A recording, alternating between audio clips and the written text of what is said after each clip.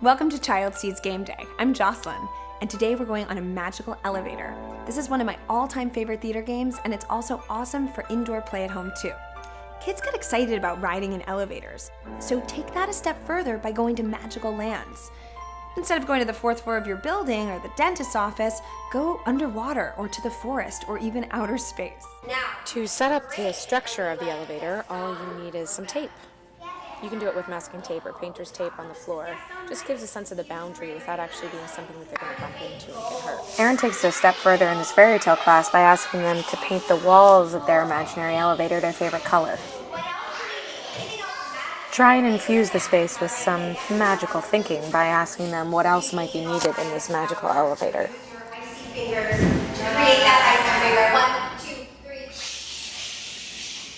Then you get out your button pressing finger. When the elevator starts up, you practice having your body go in different directions with the motion of the magical elevator. I like to set each floor with a certain mission, otherwise it can just evolve into a lot of random moving and there's no real beginning, middle, or end. In the beginning, the doors open, and in the middle, we're looking for something magical on our journey. Maybe it's sorcerer's keys, or you're trying to gather up magical frogs in the rainforest, you're going to hunt for a map. Everybody around goes to gather those things, put them in their imaginary backpack. At the end, you'll have a clear moment. You don't want to spend more than 2 minutes on the floor. Maybe a volcano starts to erupt, and you get back into the elevator for safety. Here, Aaron introduces 2 sleeping wolves in the forest. The children must play a red light, green light game to get back around those sleeping wolves. Try adding in some James Bond music or other suspenseful enhancements.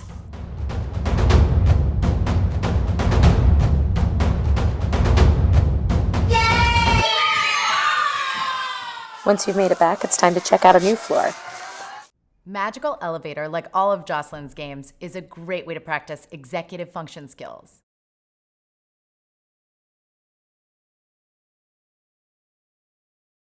What are executive function skills? They're all the skills that are housed in your prefrontal cortex. We call it the wizard brain because it's the thing about human beings that makes us so unique. And your brain isn't fully developed in that area until you're in your 20s. But kids who start practicing and kind of working it like it's a muscle can get very skilled, and that can help you through challenges in everyday life, in school. It's critical for emotion regulation, self-control, impulse control. So when they have to stop and start because there's red light, green light, they don't know what's going on with the bear, that's really helping them stop the impulse to move because they know that that's not a good decision for them. It also helps with communication and flexible thinking, teamwork. So all of those skills are being built when you play a game like this.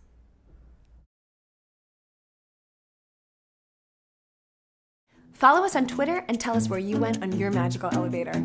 We'll see you next time on Child Seeds.